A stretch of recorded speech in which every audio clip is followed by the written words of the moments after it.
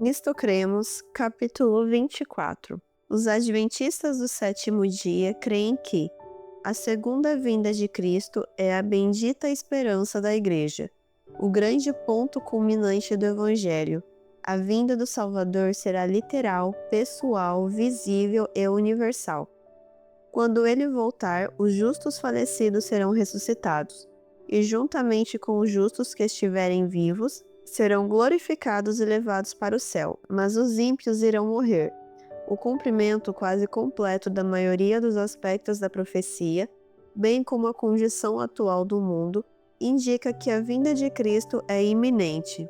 O tempo exato desse acontecimento não foi revelado, e somos, portanto, exortados a estar preparados em todo o tempo. A segunda vinda de Cristo. Mamãe, confidenciou um pequeno à hora de ir para a cama. Sinto tanta saudade de meu amigo Jesus, quando ele virá?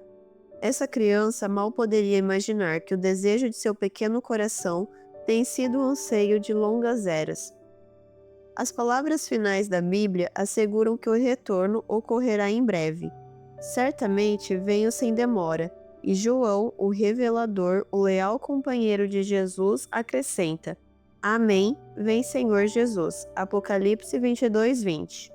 Contemplar a Jesus, unir-se a Ele para sempre, a Ele que nos ama infinitamente mais do que podemos imaginar. Receber o fim de todo sofrimento terrestre. Desfrutar da eternidade com os amados ressurretos, os quais agora dormem. Não admira que desde a ascensão de Cristo os seus amigos tenham contemplado o futuro na expectativa deste dia. Um dia ele virá, ainda que até mesmo para os santos a sua vinda constitua uma irresistível surpresa, pois todos tiram sua soneca ou dormem durante a longa espera. Mateus 25:5. À meia-noite, na hora mais escura da terra, Deus manifestará seu poder ao libertar seu povo. As Escrituras assim descrevem os eventos. Grande voz procede do santuário, do lado do trono, dizendo: Feito está. Esta voz sacode a terra, causando tão grande terremoto como nunca houve igual desde que há gente sobre a terra. Apocalipse 16, versos 17 e 18. As montanhas tremem, rochas são lançadas em todas as direções, e toda a terra tem suas camadas deslocadas como as ondas do oceano. Sua superfície se rompe, e caíram as cidades das nações. Toda a ilha fugiu, e os montes não foram achados. O céu recolheu-se, como um pergaminho quando se enrola. Então todos os montes e ilhas foram movidos de seus lugares. Apocalipse 6,14. A despeito do caos que se está manifestando no mundo físico, o povo de Deus toma alento quando vê o sinal do Filho do Homem. Mateus 24:30. Enquanto ele desce sobre as nuvens do céu, todos os olhos veem o príncipe da vida. Nessa oportunidade ele vem, não como homem de dores, mas como vitorioso conquistador que reclama o que é seu. Em lugar da coroa de espinhos, sua cabeça sustenta uma gloriosa coroa, e tem no seu manto e na sua coxa um nome escrito: Rei dos Reis e Senhor dos Senhores. Apocalipse 19, versos 12 e 16. Em sua vinda, grande desespero atinge aqueles que se recusaram a reconhecer Jesus como Salvador e Senhor, e rejeitaram as exigências de sua lei durante a existência. Nada torna tão clara aos transgressores sua culpa quanto aquela voz que tão pacientemente insistiu: Convertei-vos, convertei-vos dos vossos maus caminhos, pois, por que haveis de morrer? Os reis da terra, os grandes, os comandantes, os ricos, os poderosos, e todo escravo e todo livre se esconderam nas cavernas e nos penhascos dos montes, e disseram aos montes e aos rochedos: Caí sobre nós e escondei-nos da face daquele que se assenta no trono e da ira do Cordeiro, porque chegou o grande dia da ira deles, e quem é que pode suster-se? Apocalipse 6, dos versos 15 a 17. Mas o gozo daqueles que durante muito tempo aguardaram esse dia sobrepuja o desespero dos ímpios. A vinda do Redentor traz a seu glorioso clímax a história do povo de Deus. É este seu momento de libertação. Com vibrante adoração, eles exclamam: Eis que este é o nosso Deus, em quem esperávamos, e ele nos salvará. Este é o Senhor a quem aguardávamos, na sua salvação exultaremos e nos alegraremos. Isaías 25:9. À medida que Jesus se aproxima, chama seus santos adormecidos de suas sepulturas e comissiona os anjos a reunir os seus escolhidos dos quatro ventos de uma a outra extremidade dos céus. Mateus 24:31. Em todo o mundo, os justos mortos ouvem a sua voz e se erguem de seus sepulcros. Ó feliz momento! Então, os justos vivos são transformados, num momento, num abrir e fechar de olhos. 1 Coríntios 15, verso 52. Glorificados e sendo agora portadores da imortalidade, junto com os justos ressuscitados, são os santos erguidos aos ares para o encontro com o seu Senhor, com o qual permanecerão para sempre. 1 Tessalonicenses 4, versos 16 e 17. A certeza do retorno de Cristo. Os apóstolos e os cristãos primitivos consideravam o retorno de Cristo como a bendita esperança. Tito 2,13, Hebreus 9,28. Esperavam que todas as promessas e profecias das Escrituras se cumprissem por ocasião do segundo advento, pois esse é o próprio alvo da peregrinação cristã. Todo que ama Cristo olha ansiosamente em direção ao futuro, ao dia em que estará apto a compartilhar com Ele de comunhão face a face, com Ele, com o Pai, com o Espírito Santo e com os anjos. O testemunho das Escrituras. A certeza do segundo advento encontra suas raízes na confiabilidade das Escrituras. Pouco antes de sua morte, Jesus explicou aos discípulos que estaria retornando para junto do Pai, a fim de preparar-lhes lugar. Mas ele também prometeu: virei outra vez. João 14:3. Assim como a primeira vinda de Cristo à Terra fora profetizada, também a sua segunda vinda é antecipada pelas Escrituras. Mesmo antes do dilúvio, Deus contou a Noé que seria a vinda de Cristo em glória o evento que poria termo ao pecado. Ele profetizou: Eis que veio o Senhor entre suas santas miríades, para exercer juízo contra todos e para fazer convictos todos os ímpios, acerca de todas as obras ímpias que impiamente praticaram, e acerca de todas as palavras insolentes que ímpios pecadores proferiram contra ele. Judas 14:15. 1000 anos antes de Cristo, o salmista falou da vinda do Senhor para reunir o seu povo, dizendo: Vem o nosso Deus e não guarda silêncio. Perante ele arde um fogo devorador. Ao seu redor esbraveja grande tormenta. Intima os céus lá em cima e a terra para julgar o seu povo. Congregai os meus santos, os que comigo fizeram aliança por meio de sacrifícios. Salmos 50, dos versos 3 ao 5. Os discípulos de Cristo se regozijaram na promessa de seu retorno. Em meio às dificuldades que encontravam, a certeza dessa promessa sempre permitiu a renovação de sua coragem e força. O Mestre voltaria a fim de levá-los para a casa do Pai. A garantia representada pela primeira vinda.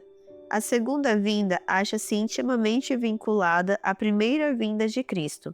Se ele não houvesse vindo pela primeira vez e obtido uma vitória decisiva sobre o pecado e Satanás, Colossenses 2,15, não haveria razão para crer que algum dia voltará e porá fim ao domínio de Satanás sobre este mundo, restaurando a perfeição original.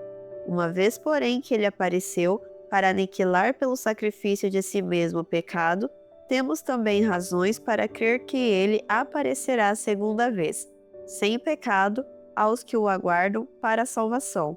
Hebreus 9, versos 26 e 28. O ministério celestial de Cristo. A revelação de Cristo a João torna claro que o santuário celestial é o centro do plano da salvação. As profecias indicadoras de que ele já iniciou seu ministério final em favor dos pecadores acrescentam a certeza de que ele em breve retornará a fim de levar seu povo para o lar. A confiança em que Cristo está operando ativamente no sentido de consumar a redenção já alcançada na cruz tem trazido grande encorajamento aos cristãos que contemplam o horizonte à espera de seu retorno. A maneira do retorno de Cristo. Assim como Cristo falou a respeito dos sinais que indicariam a proximidade de sua vinda, mencionou também a preocupação de que seu povo não fosse enganado por falsos indicadores. Advertiu que antes do segundo advento surgiriam falsos cristos e falsos profetas, operando grandes sinais e prodígios para enganar, se possível, os próprios eleitos.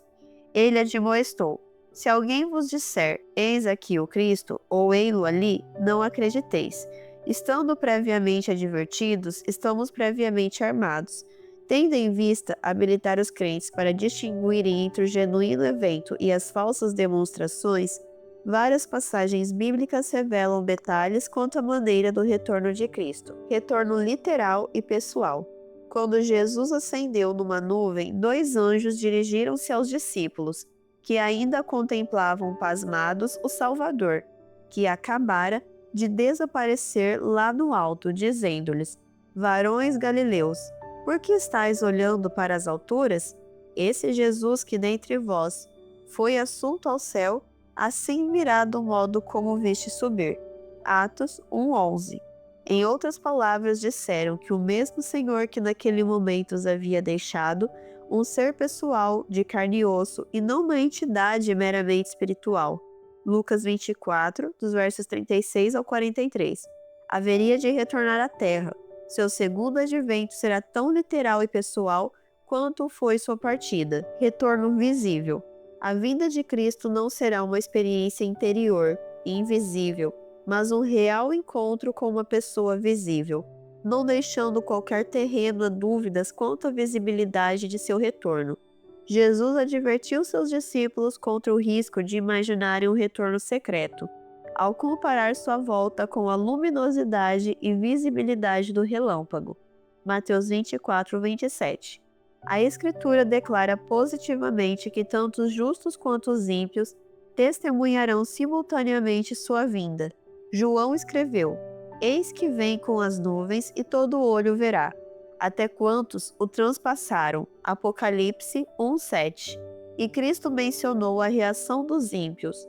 Todos os povos da terra se lamentarão e verão o Filho do Homem vindo sobre as nuvens do céu com poder e muita glória. Mateus 24:30. Retorno audível. Acrescentando informações ao quadro de um reconhecimento universal do retorno de Cristo, a Bíblia afirma que sua vinda também se caracterizará por sons muito audíveis, porquanto o Senhor mesmo, dada sua palavra de ordem, ouvida a voz do arcanjo e ressoada a trombeta de Deus, descerá dos céus. 1 Tessalonicenses 4:16. O grande clangor de trombeta acompanha a reunião de seu povo. Nada há de secreto aqui. Retorno glorioso. Ao Cristo retornar, vem ele como um conquistador, com o poder e na glória de seu Pai, com os seus anjos. Mateus 16:27. O apóstolo João retrata a glória do retorno de Cristo de modo mais dramático. Ele traça o quadro de Cristo cavalgando um cavalo branco e conduzindo inumeráveis exércitos celestiais. O esplendor sobrenatural do Cristo glorificado é evidente. Apocalipse 19, dos versos 11 a 16.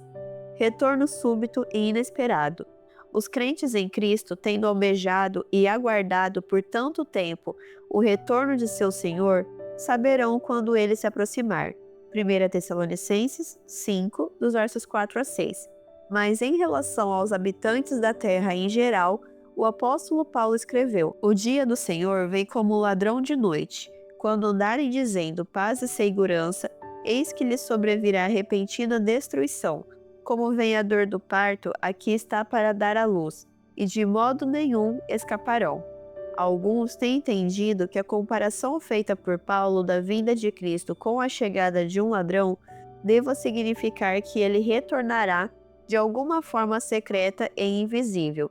Entretanto, tal modo de ver as coisas contradiz o quadro bíblico de Cristo retornando em glória e esplendor, à vista de todos. Apocalipse 1:7. O ponto destacado por Paulo não é uma hipotética vinda secreta de Cristo, e sim o fato de que, para os que possuem mente mundana, será a sua volta tão inesperada quanto o aparecimento de um ladrão. Cristo salientou o mesmo ponto ao comparar sua vinda com a inesperada destruição do mundo antediluviano pelas águas. Porquanto, assim como nos dias anteriores ao dilúvio, comiam e bebiam, casavam e davam-se em casamento, até o dia em que Noé entrou na arca e não o perceberam, senão quando veio o dilúvio e os levou a todos, assim será também a vinda do Filho do Homem. Mateus 24, versos 38 a 39. Embora Noé tenha pregado durante tantos anos a respeito do dilúvio vindouro, a maioria das pessoas foi apanhada de surpresa pelo evento. Havia duas classes de pessoas sobre a terra. Uma cria nas palavras de Noé e assim entrou na arca e escapou da destruição. A outra, a imensa maioria, decidiu ficar no lado de fora da arca, e assim veio o dilúvio e os levou a todos. Mateus 24, verso 39. Evento cataclísmico. De modo semelhante ao dilúvio, o sonho de Nabucodonosor, a estátua de metal, retrata a maneira cataclísmica pela qual Cristo estabelecerá seu reino de glória. Nabucodonosor viu uma grande imagem, cuja cabeça era de fino ouro, o peito e os braços de prata, o ventre e os quadris de bronze, as pernas de ferro e os pés em parte de ferro e em parte de barro. Depois, uma pedra foi cortada sem auxílio de mãos. Feriu a estátua nos pés de ferro e de barro e os esmiuçou. Então foi juntamente esmiuçado o ferro, o barro, o bronze, a prata e o ouro, os quais se fizeram como a palha das eiras do estio.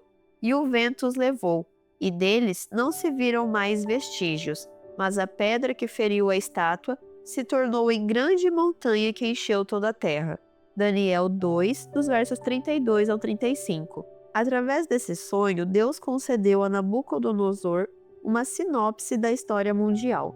Entre os dias do rei e o estabelecimento do sempre eterno reino de Cristo, a pedra, 4 impérios principais, seguidos de um conglomerado de nações fortes e fracas, ocupariam sucessivamente o palco dos eventos mundiais. Mesmo nos dias de Cristo, os intérpretes já haviam identificado os 4 grandes impérios como sendo Babilônia, de 605 a 539 a.C., Medo-Pérsia, de 539 a 331 a.C., Grécia, de 331 a 168 a.C., e Roma, de 168 a 476 d.C. Conforme profetizado, nenhum outro império sucederia a Roma.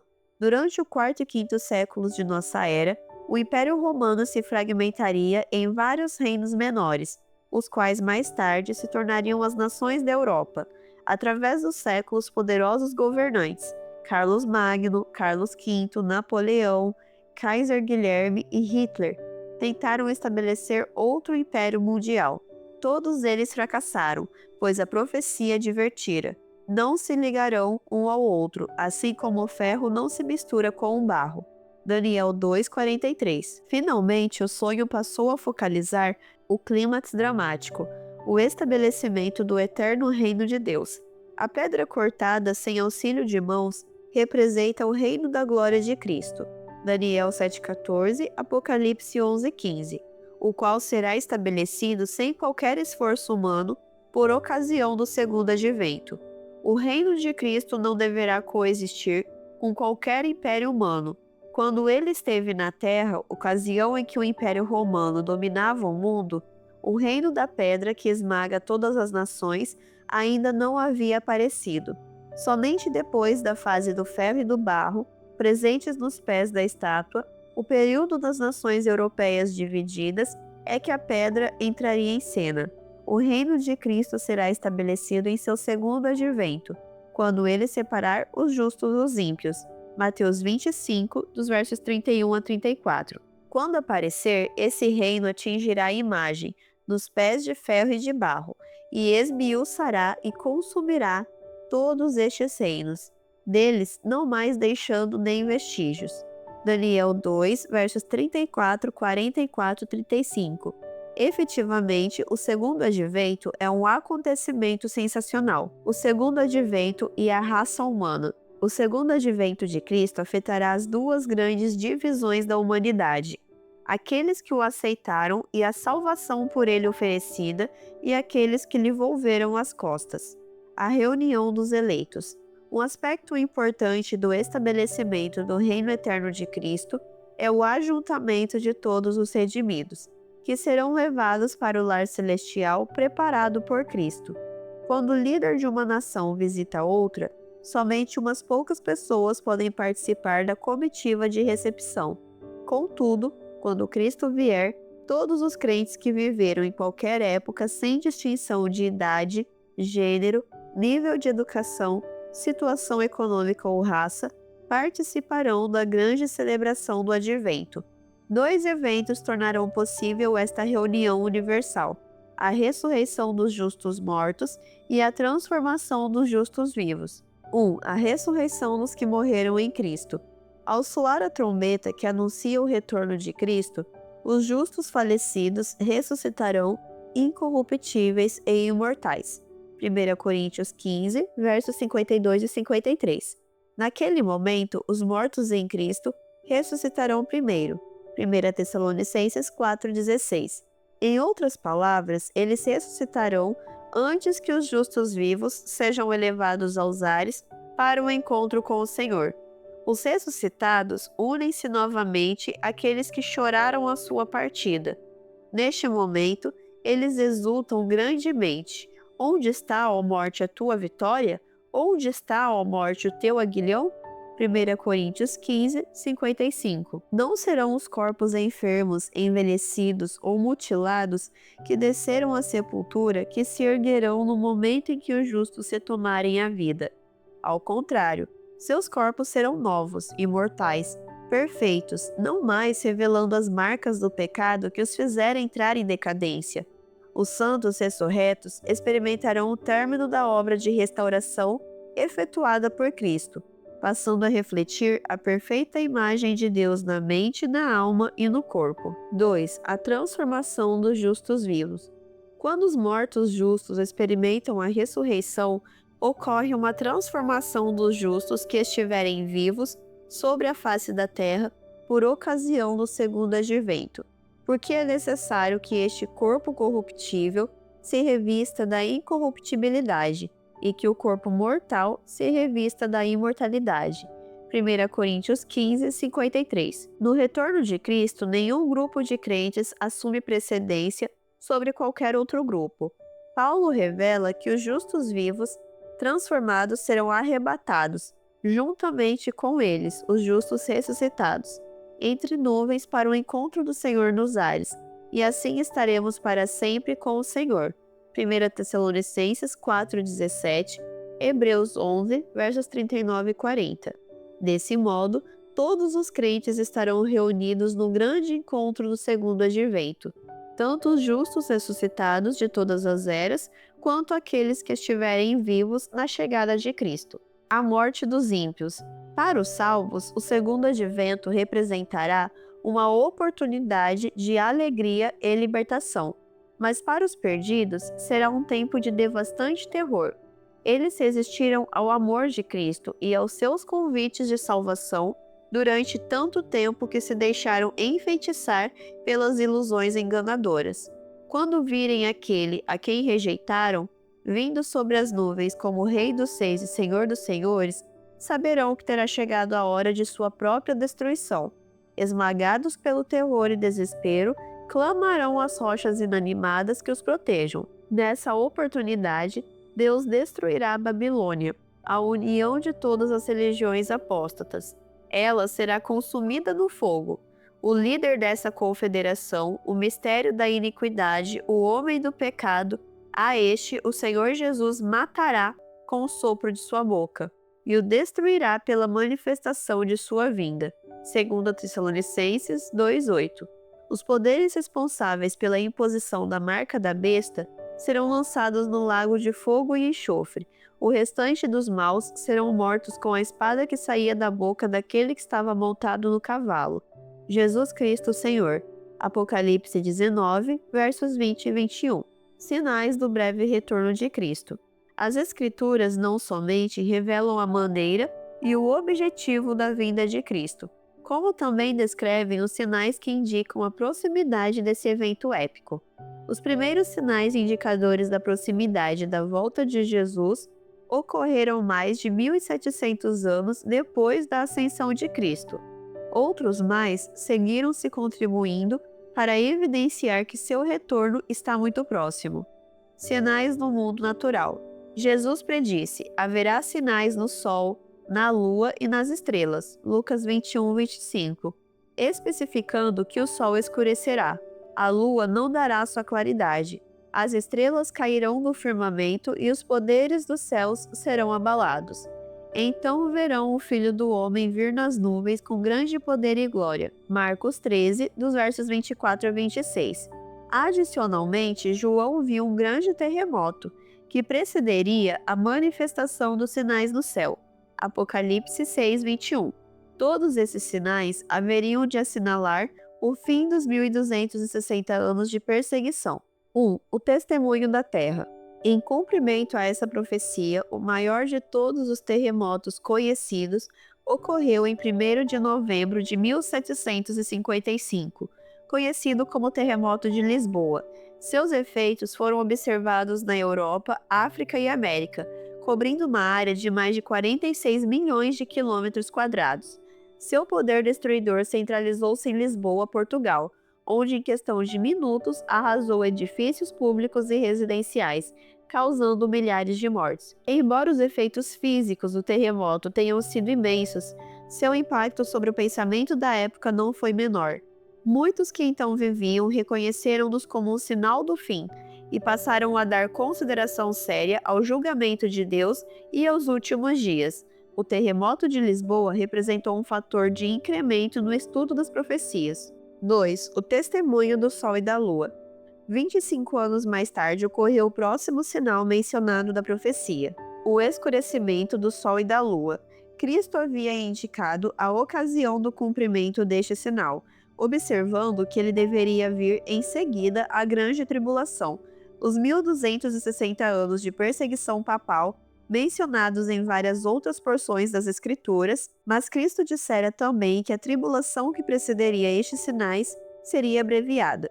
Por meio da influência da Reforma e dos movimentos que dela se originaram, a perseguição papal foi efetivamente abreviada, de tal modo que em meados do século XVIII ela praticamente cessara.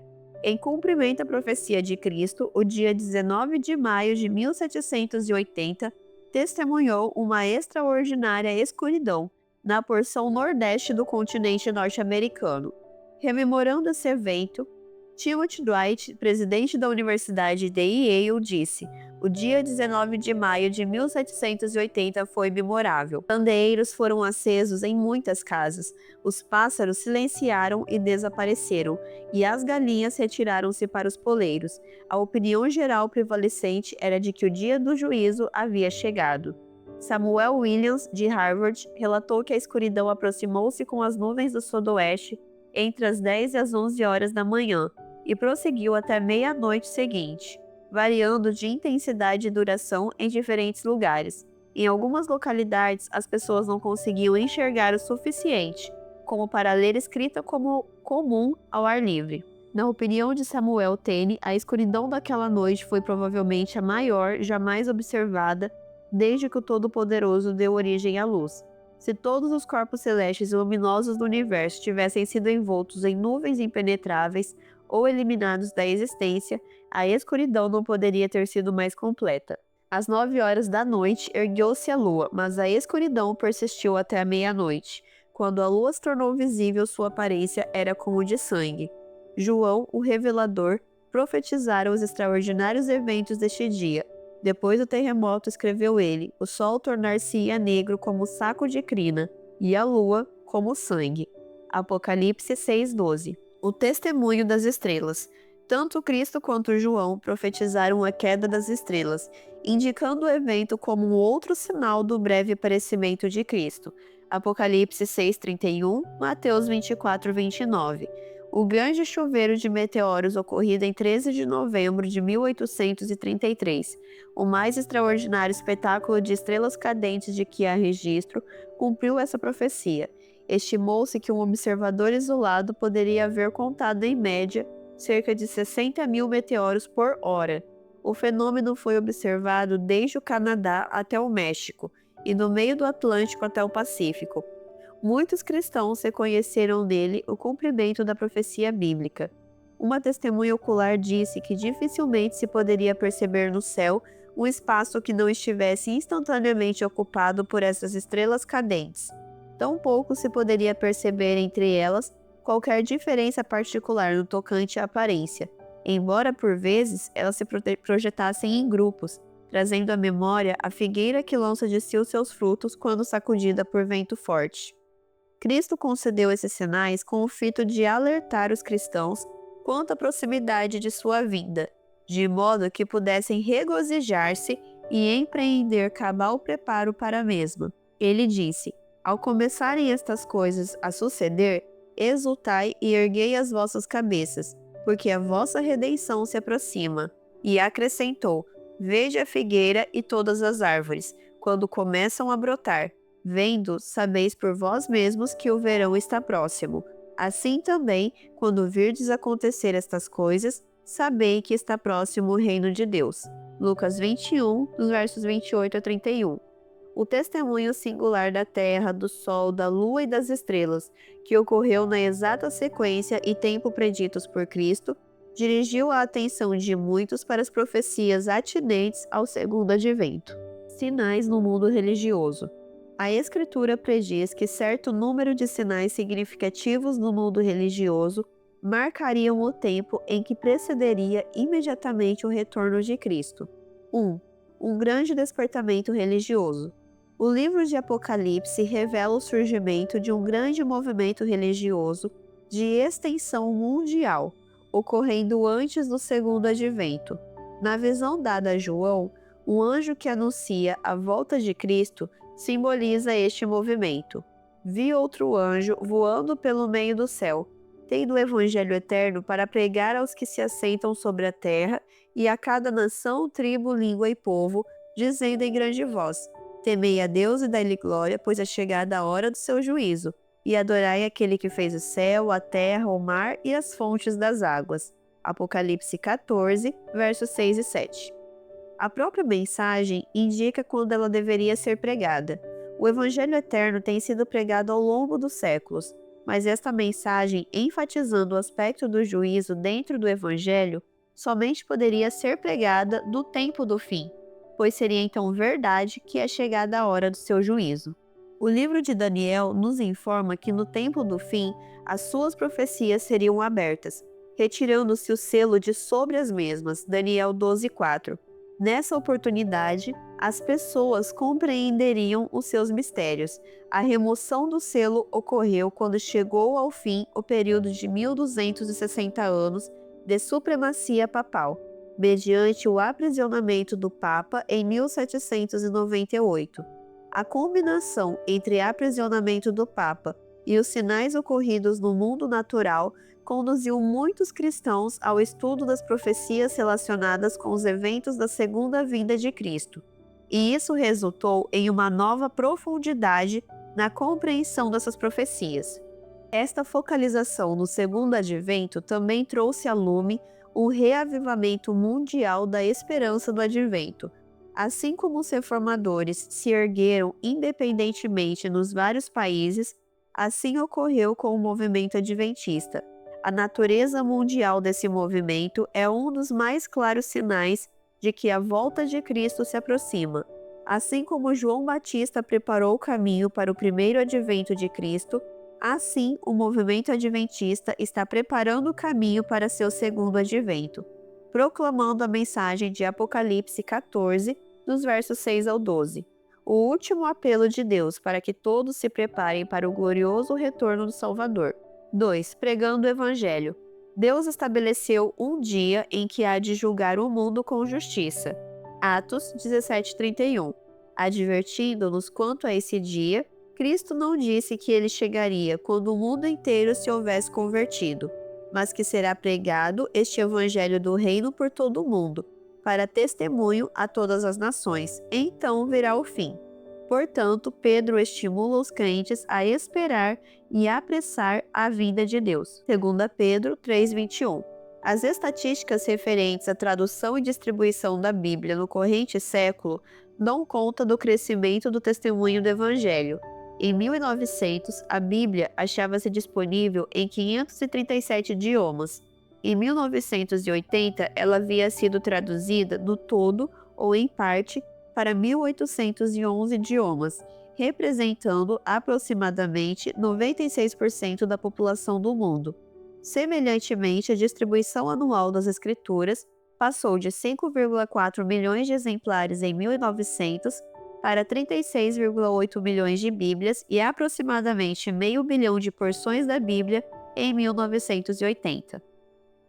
Adicionalmente, possui agora o cristianismo uma variedade sem precedente de recursos para utilizar em sua missão: agências de serviços, instituições médicas e educacionais, obreiros nacionais e estrangeiros, emissoras de rádio e televisão e vultosos meios financeiros. Nos dias de hoje, poderosas emissoras de rádio de ondas curtas podem levar o Evangelho a praticamente todos os países ao redor do mundo. Utilizados sob orientação do Espírito Santo, esses recursos jamais igualados poderão tornar realidade o alvo de evangelizar todo o mundo em nossos dias. Os Adventistas do Sétimo Dia, contando com membros que representam cerca de 700 idiomas e 1.000 dialetos, estão proclamando o Evangelho em 190 países. Quase 90% desses membros vivem fora da América do Norte. Por crermos que a obra médica e educacional desempenha papel essencial na pregação do Evangelho, estamos operando cerca de 600 hospitais, casas de saúde, clínicas e dispensários, 19 lanchas médicas, 27 fábricas de produtos alimentícios saudáveis, 86 escolas superiores e universidades, 834 escolas secundárias, 4.166 escolas fundamentais, 125 escolas bíblicas por correspondência e 33 institutos de idiomas. Nossas 51 casas editoras produzem literatura em 190 idiomas, e nossas emissoras de rádio de ondas curtas atingem cerca de 75% da população mundial. O Espírito Santo tem abençoado grandemente o nosso impulso missionário. 3. Declínio religioso. A proclamação ampla do Evangelho não significa necessariamente um crescimento maciço do genuíno cristianismo. Ao contrário, as Escrituras predizem um declínio da verdadeira espiritualidade no tempo do fim. Paulo disse que nos últimos dias sobrevirão tempos difíceis, pois os homens serão egoístas, avarentos, jactanciosos, arrogantes, blasfemadores, desobedientes aos pais, ingratos, irreverentes, desafeiçoados, implacáveis, caluniadores, sem domínio de si, cruéis, inimigos do bem, traidores, atrevidos, enfatuados, antes amigos dos prazeres que amigos de Deus, tendo forma de piedade, negando-lhe entretanto o poder. 2 Timóteo 3, dos versos 1 ao 5. Assim é que hoje o amor ao eu, às coisas materiais e ao mundo tem suplantado o Espírito Santo em muitos corações. As pessoas não mais querem permitir que os princípios da lei divina dirijam a sua vida. A revolta contra a lei predomina, e por se multiplicar a iniquidade, o amor se esfriará de quase todos. Mateus 24:12. 4. Ressurgimento do papado. De acordo com a profecia bíblica, no final dos 1260 anos, o papado receberia uma ferida mortal, mas não chegaria a morrer. As Escrituras revelam também que essa ferida mortal seria curada.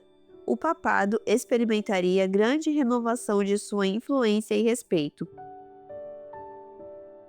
E toda a terra se maravilhou, seguindo a besta. Apocalipse 13, verso 3. Já nos dias de hoje, muitos veem o Papa como o líder moral da humanidade. Em grande medida, o crescimento da influência do papado ocorreu quando os cristãos substituíram a autoridade da Bíblia pelas tradições, padrões humanos e ciência. Ao assim procederem, tornaram-se vulneráveis ao homem da iniquidade, que opera com todo o poder, e sinais e prodígios da mentira. 2 Tessalonicenses 2:9. Satanás e seus instrumentos trarão à existência uma confederação do mal, simbolizada pela iníqua e tríplice união do dragão, besta e falso profeta que enganará o mundo. Somente aqueles cuja orientação provém da Bíblia e que guardam os mandamentos de Deus e a fé de Jesus, Apocalipse 14:12, poderão resistir com êxito a essa arrasadora e enganosa confederação. 5. Declínio da liberdade religiosa. O reavivamento do papado afetará dramaticamente o cristianismo. A liberdade religiosa obtida a grande custo, assegurada pela separação entre igreja e Estado, será solapada e finalmente abolida.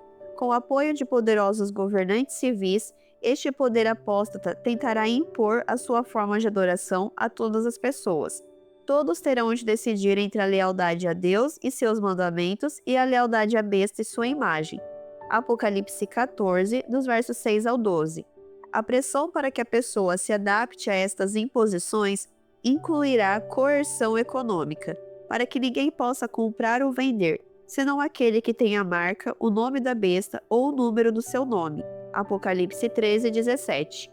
Com o decorrer do tempo, aqueles que se recusarem à submissão defrontar-se-ão com a pena de morte. Apocalipse 13, 15.